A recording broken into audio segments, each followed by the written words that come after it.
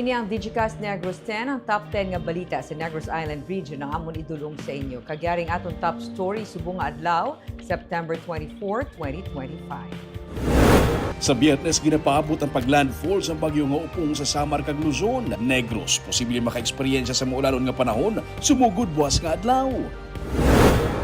Clamping sa mga sanakyan, liwat naging patuman sa Bacolod City.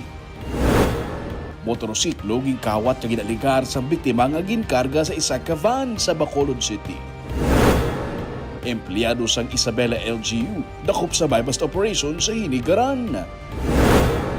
Kag sa good vibes, isa na lang ka semana, magabukas na ang Masskara Festival 2025.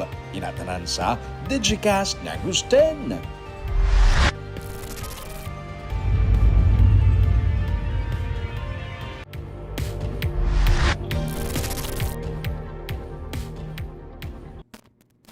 Sa number 10, motorsiklo ginkawat kag ginalegar sa biktima nga ginkarga sa van sa Bacolod City.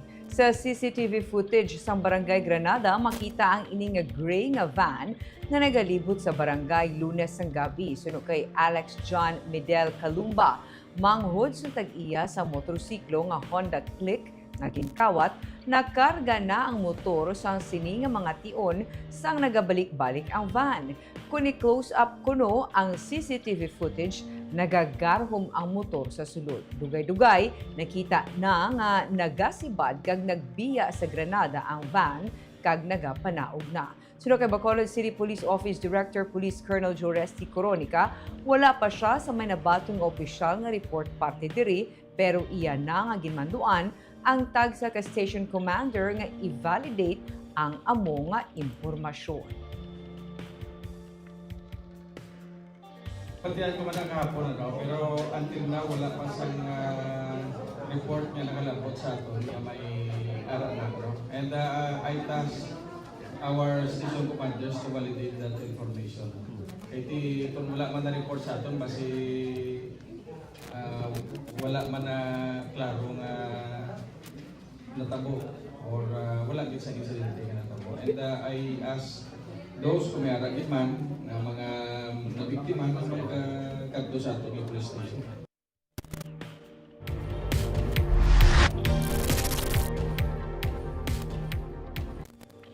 Sa number 9, pagpatuman sang gun ban, gina-recommend sa BCPO pero depende na sa alkalde sa Bacolod ang pag-apply sa PNP National Office. Suno kay Bacolod City Police Office Director Police Colonel Joresti Coronica, ila na gin-recommend sa kay Bacolod City Mayor Greg Gasataya ang pagpatuman sang gun ban o galing wala pa sang final decision ang alkalde bahin diri. Suno kay Coronica, ang normal nga proseso, nagapadala lang sila sang rekomendasyon sa lokal nga panguluhan. Ang alkalde naman ang mag-a-apply sang gun ban sa PNP National Office. Hindi na pag-ipatuman ng signal jamming sa tiunsang Masskara Festival 2025, suno kay Coronica. Mag-deploy naman ang BCPO sa masobra sa 1,800 ka mga police personnel sa tiunsang selebrasyon. During that time, ang bisan ang tanan nga may mga permit to carry firearms outside of residence cannot bring firearms. Ano ang purpose ng gun ban? Pero depende man ang halos kalabanan man ng mga firearm holders. The reason why they were given permit to carry firearms outside of residence because they have shown discipline man. So it's not really a threat, pero mas mayo tani kung na-suspend.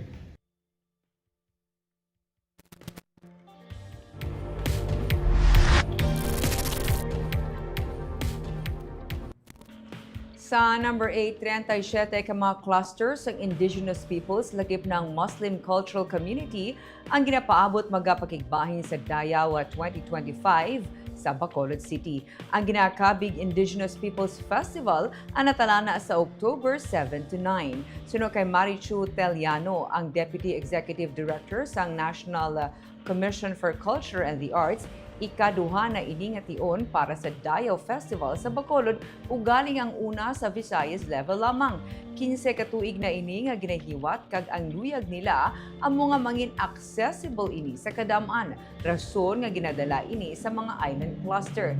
3 ka adlaw nga hiwaton ng Dayaw kag sa una nga adlaw isa ka parada suksok ang ilang mga indigenous attire nga magasugod sa Bago City ang natalana.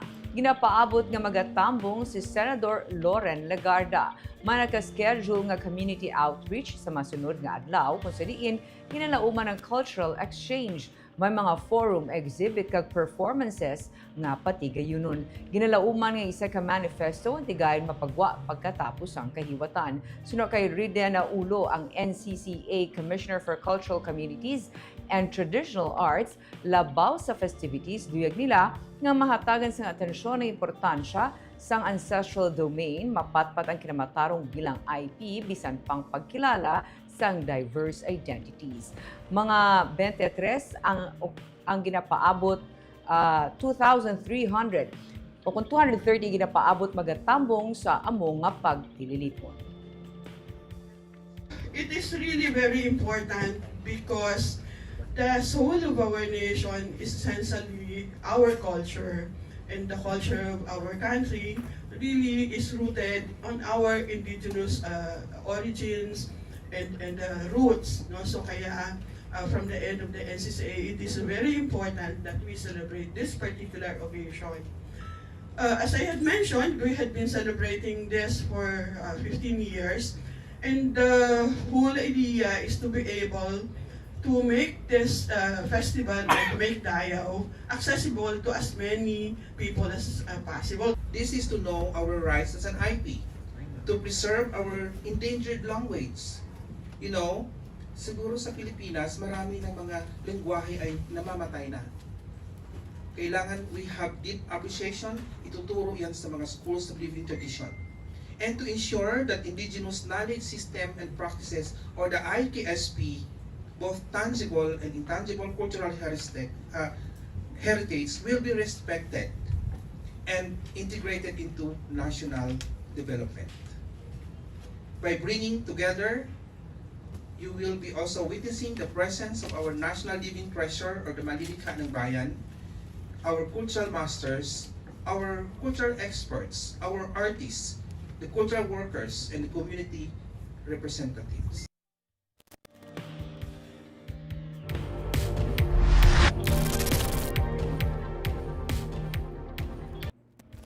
Sa number 7, lalaki patay sa pagpangbuno bangod sang love triangle. Dugoon nga nagapungko sa duta samtang nagahulat sang ambulansya, 34 anyos nga lalaki, matapos ginbuno sang isa ka suspect malapit sa computer shop sa Purok Mars, Barangay Singkang Airport sa Bacolod City, pasado las 3 sang hapon Martes, Setyembre 24. Nakaangkon sang buno sa idalom sang dughan ang biktima nga ginkilala kay alias John Paul. Siya ang gindeklarar nga dead on arrival sa ospital. Ginsiling ni Police Lieutenant Ildefonso Leonardo Jr., ang Deputy Chief sang Station 8, Love Triangle ang anggulo nga ila ginausoy bangod ang suspect ang nagkarelasyon man sang live-in partner sang biktima. Nagwa sa investigasyon nga nag-upod lamang si alias John Paul sa iya live-in nga si alias Andrea nga nagkadto sa Purok Mars agud manghulam sang kwarta sa iya tiya. Nagsumalangay ang banas nanday John Paul kag sang suspect nga ginkilala kay alias Parkon, kundiin may pagkomprontahanay nga natabo antes sang pagpamuno. Sa karon padayon pa nga ginapangita ang suspect nga nakapalagyo matapos ang krimen.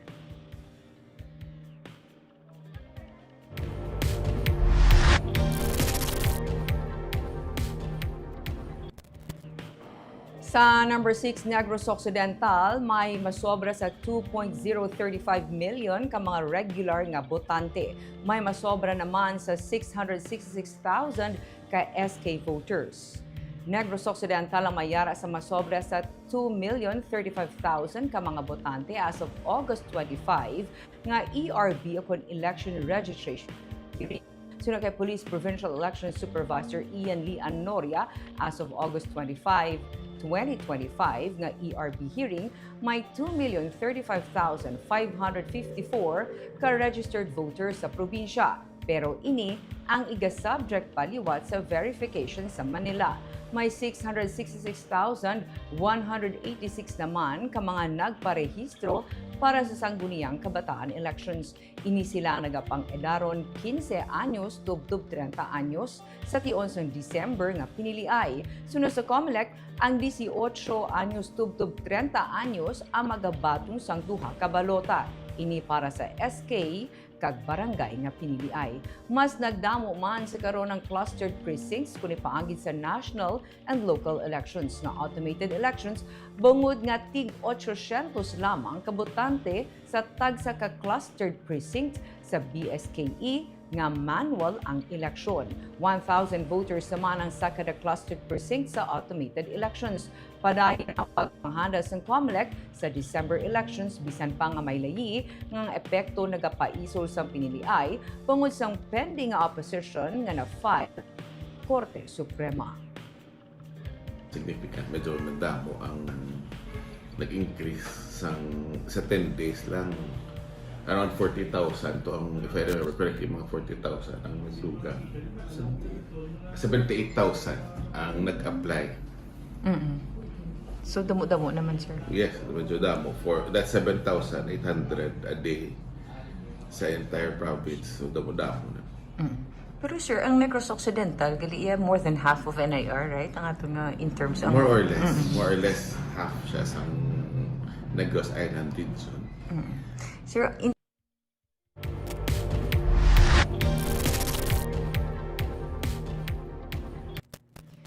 sa number 5, clamping sa mga salakyan, liwat nga ginpatuman sa Bacolod. Liwat nga nagsugod sa pagpang-clamp sa mga salakyan nga nagapark sa mga no parking zone sa Bacolod City ang katapos ng Bacolod Traffic and Transport Management Department o kung BTTMD. Humaling sa pagbalik sa operations nagligad nga samana, may 5 na ka mga salakyan ang nasampulan kag na-clamp sa tubang sa mga ospital sa syudad. Ginpintahan kag ginmarkahan bilang clamping area sang BTTMD ang sa tubang sang Corazon Locsin, Montelibano Memorial Regional Hospital sa Lacson kag Burgos Street, pati na sa tubang sa mga ospital sa BS Aquino Drive. Sunod sa BTTMD, naghahatag sila sang konsiderasyon sa mga salakyan nga may emerhensya sa ospital. Apang kinahanglan ini mapamatud-an. Sa karon wala pa sang accredited nga towing company ang Bacolod kag ginaproseso pa ang pagbakal sang towing truck para sa towing operations kag assistance. Nagapabilin lamang ang mga enforcers sang citation na tickets kag notes kung paano iproseso sa mga drivers o kung tag-iya ang ila penalidad. Sanig sa City Ordinance 1035 Series of 2023, ang mga violators nga nagapark sa clamping area may multa nga 600 pesos para sa light vehicles kaangay sa mga sedan, 800 pesos para sa medium-sized vehicles, kag 1,000 pesos naman para sa heavy vehicles.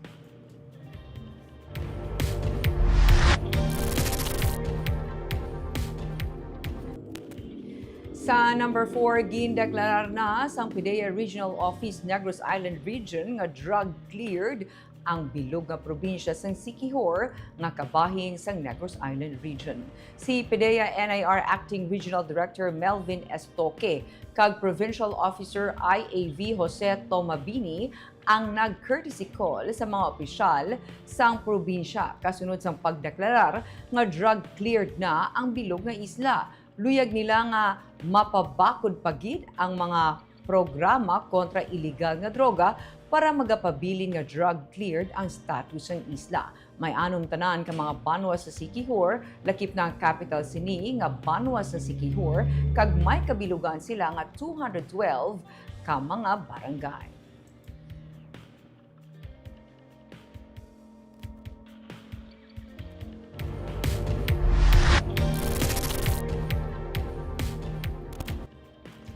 Sa number 3, empleyado ng Isabela LGU dakop sa buy bust sa Hinigaran.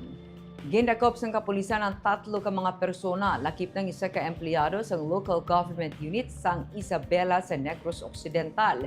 Ginpatigay ng bypass operation sa barangay Narawis, Banwas ng Hinigaran. Arestado sa alias Joe, 34 anyos, isa ka empleyado sa Banwas ng Isabela, alias Jesse, alias Rodnel. 5 ka pakete sang ginasuspetsuhan shabu ang nakuha sa mga gindakop. Ginpasaka kahapon batok sa mga suspect ang kaso nga pagsupak sa Republic Act 9165 o kunang Comprehensive Dangerous Drugs Act of 2002. Detained karon sa custodial facility sa Hinigaran Police Station ang mga gindakop.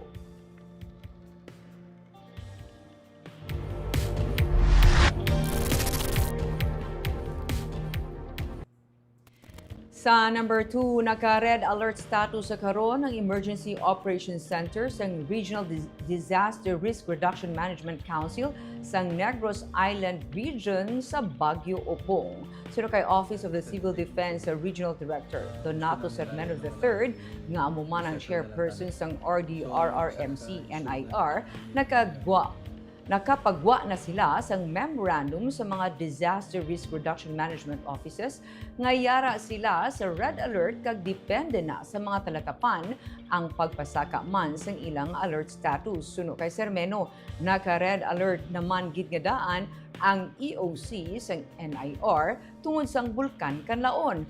Pero nagpagwa pagid sila sang abiso angot sa Opong bangod magaduga ang pagid ini sa epekto sa mga LGU nga apektado na nga daan sang bulkan kanlaon kangay sa Banwas sang La Castellana. Suno kay Sermeno, isa sa ilang nga ginabantayan gid ang lahar. Ang mabunok nga ulan sarang mag-anod sa rabilin pa nga mga volcanic debris kag mag-aapekto sa mga nanub-an nga bahin. Pathag ni Sermeno, hindi man direkta nga maigo sang Bagyo Opong ang NIR pero pabas-kong ini sang habagat. Buwas liwat nga may updating bahin sa pagpanghanda sang RDRRMC kag ginalauman nga ang mga member agencies sang response cluster ang mag-duty na sa EOC. Sa Setyembre 25 ginapaabot nga mabatyagan ang epekto sang upong sa probinsya. Mga compound ang effects ng kalaon nga Ay, okay ho. Sir, bali si Opong will bring rains, intense rains? Okay, southwest monsoon ng i-induce yung Ang southwest monsoon. Oo. So bali from the end of your office sa UCT ang wala labot sa intense rains ginalantaw tapos yung effects ini sa mga kanlaon affected areas. Muna gani nga komplikado atong sitwasyon pa. So we worry for sang lahar naman sir no atong mga debris pa especially. Oo. Binabantayan na natin. Sa no sir gani sir gid ang ginapaabot na sir ang effect ya sir?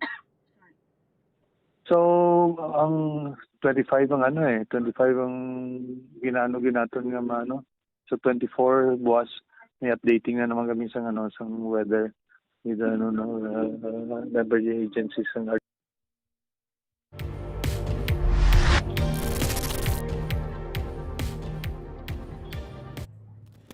Kag sa number 1, sa Biyernes sa ginapaabot ang paglandfall sa bagyo nga Opong sa Samar kag sa Luzon. Isla sang Negros posible maga-eksperyensya sa maulan nga panahon sumugod buwas. Nagapalapit sa Eastern Visayas ang bagyo nga Opong. Wala pa ini sang direkta nga epekto sa Pilipinas pero ang habagat nga ginapabaskog sang bagyo amo ang nagadala sang ulan sa Luzon kag Western Visayas. Ginapaabot ang pagbaskog pagid sang bagyo samtang nagapalapit sa kadutaan. Buwas sa gabi, gina-forecast nga yara na ini sa typhoon category sunod sa pag-asa. Sa Biyernes, balantayan kay ang Opong magalabay sa Samar, Bicol Region, Calabarzon, kag Mimaropa, Metro Manila kag Central Luzon. Posible nga may mga lugar nga ipaidalom sa Tropical Cyclone Wind Signal number 4, buot silingon ang kabaskogon sang hangin nga dala sang bagyo ang mas mabaskog pa sa sasalakyan nga madasig ang dalagan sa expressway. Bisan wala sa alagyan sang bagyo ang Negros, Palaabuton sa gihapon ang mabunok nga ulan, sumugod buwas, tubtub Biyernes. Nadala sa yellow alert ang Isla Sing Negros o kunyara sa 50 to 100 millimeters ang ulan. Buot silingon, may posibilidad sa pagbaha sa mga nanlubaan nga mga lugar kag malapit sa suba. Posible man ang landslide sa mga nabukid nga bahin sang isla. Sabado sang hapon, ginapaabot nga magwa na si Opong sa Philippine Area of Responsibility. Or 50 to 100 millimeters. Posible rin yung minsang malalakas na ulan simula po bukas ng tanghali hanggang sa Friday ng tanghali. As far as Isabela, kung mapapansin po nila, affected na rin po ng malalakas na pag-ulan dahil doon sa outer rain bands ng bagyo. Pababa ng Aurora, dito rin po sa halos buong Calabarzon, sa malaking bahagi ng Mimaropa, meron na rin aasahang malakas na ulan after 24 hours. Western Visayas, Negros Island, Leyte, and Biliran.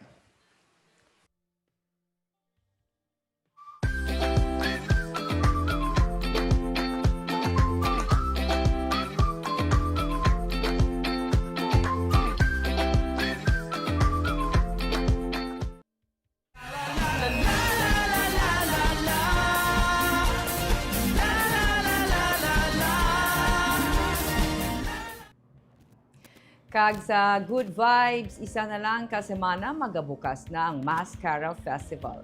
Masako na ang preparasyon nga ginahimo sa organizers.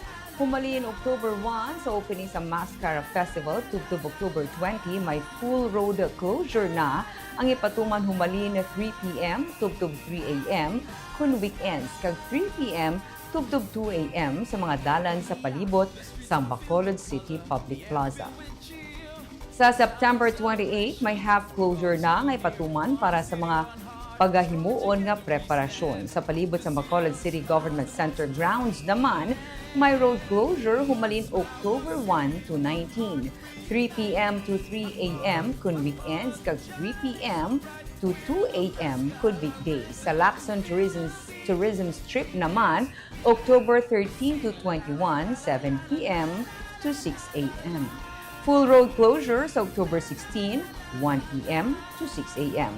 Inihalin sa Bias Aquino Drive o kung Banga Ramos, pagkato sa Cottage Road o kung sa SSS. Sa Electric Masskara Street Dance Competition sa October 17, full road closure 4 p.m. to 9 p.m. sa Circumferential Road, halin sa Lopez East, pagkato sa Lilipuan sa Padonia, Juliana Heights. Sa school and barangay category nga arena and street dance competition sa October 18 to 19, full road closure humalin 1 p.m. to 8 p.m. halin sa Paglaom Sports Complex sa Bacolod City Public Plaza. Sino kay Festival Director Rodney Mitsa Ascalon sa piyak sang pagsinadya, luyag nila mapasiguro ang safety sang tanan. Sa October 1 na ang opening sa BCGC grounds at 4 p.m. Security and safety have always been at the core of the Masskara Festival. These road closure measures are the product of careful planning with our law enforcement and emergency partners.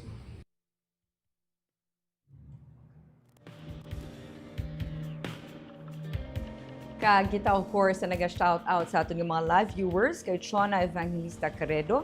Good afternoon, Digicast Negros watching from Silay City. Mirna Garrido Clavel, good eve, Ma'am Barbara watching from Payao. Maria Fe Panaga Baredo, maayong hapon Digicast Negros. Maayong hapon Ma'am Barbara watching from Silay City. Of course, kay Sir Romel Mahilom Galio, maayong hapon Digicast Negros. Gloria Bantique, good afternoon Ma'am Barbara, watching from Pulo Pandan. Ray Tuhaw Tinosan is watching Bacolod City Digicast Negros NIR. Jessery Garucha Hevero, maayong hapon Ma'am Barbara, watching from Saraet. Please shout out sa kay Sean Andre, buwas sa iya exam. Uy, God bless sa imo exam ha. And God bless everyone. Kagamoy yato ang top 10 stories of the day, tubtubwas. Ako si Barbara Mijares. Maayong hapon.